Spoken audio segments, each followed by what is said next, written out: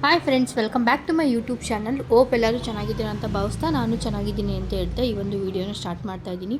ಮಾವಿನಕಾಯಿ ಸೀಸನ್ನಲ್ಲಿ ಮಾವಿನಕಾಯಿ ಸ್ಪೆಷಲ್ ಮಾಡಲಿಲ್ಲ ಅಂದರೆ ಹೇಗಾಗುತ್ತೆ ಅಲ್ವಾ? ನಾನು ಇವತ್ತು ಮಾವಿನಕಾಯಿನ ಉಪಯೋಗಿಸ್ಕೊಂಡು ಮಾವಿನಕಾಯಿ ಗೊಜ್ಜು ಅಥವಾ ಮಾವಿನಕಾಯಿ ಚಟ್ನಿನ ಹೇಗೆ ಮಾಡೋದು ಅಂತ ತೋರಿಸ್ತಾ ಇದ್ದೀನಿ ನೋಡಿ.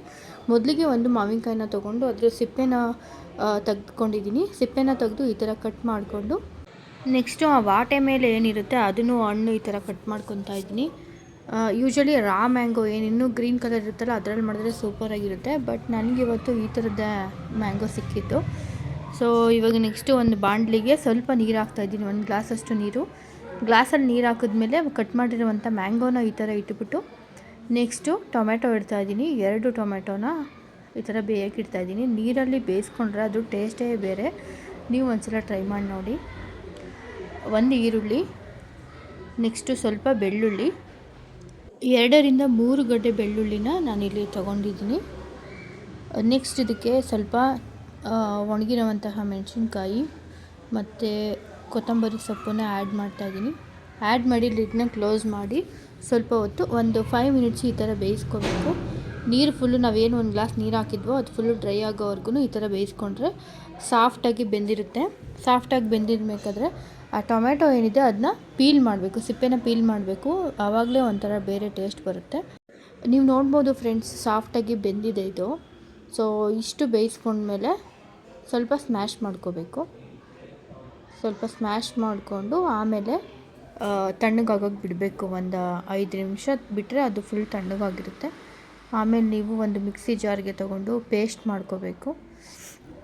ಮ್ಯಾಂಗೋ ಸೀಸನ್ನಲ್ಲಿ ಎಷ್ಟು ವೆರೈಟಿ ಟ್ರೈ ಮಾಡ್ಬೋದು ಅಂತಂದರೆ ತುಂಬಾ ವೆರೈಟಿ ಟ್ರೈ ಮಾಡ್ಬೋದು. ಅದರಲ್ಲೂ ಈ ಥರ ನೀರಲ್ಲಿ ಬೇಯಿಸ್ಕೊಂಡು ಆಮೇಲೆ ಅದಕ್ಕೆ ಒಗ್ಗರಣೆ ಕೊಟ್ಕೊಳೋದಿದೆಯಲ್ಲ, ಅದು ಒಂಥರ ಬೇರೆ ಥರ ಟೇಸ್ಟೇ ಕೊಡುತ್ತೆ. ನೀವು ಅನ್ನಕ್ಕಾಗಿರ್ಬೋದು, ಚಪಾತಿಗಾಗಿರ್ಬೋದು, ದೋಸೆಗೆ ನೀವು ಈ ಥರ ಒಂದು ಇನ್ಸ್ಟಂಟ್ ಗೊಜ್ಜು ಅಥವಾ ಚಟ್ನಿನ ಮಾಡಿ ಇಟ್ಕೊಂಡ್ರೆ ಆಲ್ಮೋಸ್ಟ್ ಇದನ್ನು ಒಂದು 15 ಡೇಸು ನೀವು ರೆಫ್ರಿಜರೇಟ್ ಮಾಡಿ ಸ್ಟೋರ್ ಮಾಡ್ಕೋಬೋದು. ನಾನಿದು ಸೆಕೆಂಡ್ ಟೈಮು ಈ ಥರ ಟ್ರೈ ಮಾಡ್ತಾ ಇರೋದು. ಫಸ್ಟ್ ಟೈಮ್ ಟ್ರೈ ಮಾಡಿದಾಗ ತುಂಬಾ ಚೆನ್ನಾಗಿತ್ತು. ಅದಕ್ಕೆ ನಾನು ಸೆಕೆಂಡ್ ಟೈಮ್ ಟ್ರೈ ಮಾಡಿದಾಗ ವೀಡಿಯೋನ ಶೇರ್ ಮಾಡ್ತಾಯಿದ್ದೀನಿ ನಿಮ್ಮ ಜೊತೆ, ಚೆನ್ನಾಗಿ ಬಂದಿತ್ತು ಅಂತ ಹೇಳಿ. ಸೊ ಇಲ್ಲಿ ಒಗ್ಗರಣೆಗೆ ಕರಿಬೇವಿನ ಸೊಪ್ಪು, ಸಾಸಿವೆ ಮತ್ತು ಮೆಣಸಿನ್ಕಾಯಿ, ಸ್ವಲ್ಪ ಜೀರಿಗೆನ ಆ್ಯಡ್ ಮಾಡ್ಕೊತಾ ಇದ್ದೀನಿ. ನೆಕ್ಸ್ಟ್ ಇಲ್ಲಿ ಮನೇಲಿ ನಾವು ಸಾಂಬಾರು ಪುಡಿ ಏನು ಹುಳಿ ಸಾಂಬಾರಿಗೆಲ್ಲ ಬಳಸ್ತೀವೋ ಆ ಒಂದು ಪೌಡರ್ನ 2 ಸ್ಪೂನು ಹಾಕ್ಕೊಂಡಿದ್ದೀನಿ. ಮತ್ತು ಅರಿಶಿನ ಪುಡಿನ ಒಂದು 1/2 ಸ್ಪೂನ್ ಆ್ಯಡ್ ಮಾಡ್ಕೊತಾ ಇದ್ದೀನಿ. ಆ್ಯಡ್ ಮಾಡಿದ ನಂತರ ನೆಕ್ಸ್ಟ್ ಇಲ್ಲಿ ಆಯಿಲಲ್ಲಿ ಚೆನ್ನಾಗಿ ಫ್ರೈ ಮಾಡಬೇಕು. ಯಾಕಂದರೆ ಅದು ಪುಡಿದು ಖಾರ ಏನಿರುತ್ತೆ ಅದು ಚೆನ್ನಾಗಿ ಆಯಿಲಲ್ಲಿ ಮಿಕ್ಸ್ ಆದ್ರೇ ಅದು ಒಂಥರ ಟೇಸ್ಟು. ನೆಕ್ಸ್ಟು ರುಬ್ಬಿಟ್ಕೊಂಡಿರೋವಂತಹ ಮಿಕ್ಸ್ಚರ್ ಏನಿದೆ ಅದನ್ನು ಇಲ್ಲಿ ಆ್ಯಡ್ ಮಾಡಿ ನೆಕ್ಸ್ಟು ಸಾಲ್ಟ್ನ ಆ್ಯಡ್ ಮಾಡಬೇಕು. ಇಷ್ಟಾದಮೇಲೆ ಚೆನ್ನಾಗಿ ಎಣ್ಣೆ ಬಿಡೋವರೆಗೂ ಫ್ರೈ ಮಾಡ್ತಾ ಬರಬೇಕು. ಒಂದು 2 to 3 ಮಿನಿಟ್ಸ್ ಈ ಥರ ಫ್ರೈ ಮಾಡಿದ್ರೆ ನೋಡಿ ಎಣ್ಣೆ ಎಲ್ಲ ಒಂದು ಸೈಡಿಗೆ ಬಂದಿರುತ್ತೆ. ಇವಾಗಿದು ಆಲ್ಮೋಸ್ಟ್ ರೆಡಿಯಾಗಿದೆ ಅಂತ. ನಾನಿವತ್ತು ಇದನ್ನು ರೆಡಿ ಮಾಡಿಕೊಂಡು ಮಧ್ಯಾಹ್ನ ಲಂಚಿಗೆ ಅಂತೇಳಿ ರೈಸ್ ಜೊತೆ ಟ್ರೈ ಮಾಡಿದೆ. ಸಿಕ್ಕಾಪಟ್ಟೆ ಚೆನ್ನಾಗಿತ್ತು. ಜೊತೆಗೆ ಸ್ವಲ್ಪ ಹಸುವಿನ ತುಪ್ಪ, ಸಂಡಿಗೆ ಏನಾದರೂ ಇತ್ತು ಅಂದರೆ ಸಖತ್ ಕಾಂಬಿನೇಷನ್ನು. ನಿಮಗೂ ಇಷ್ಟ ಆದರೆ ವಿಡಿಯೋನ ಲೈಕ್ ಮಾಡಿ.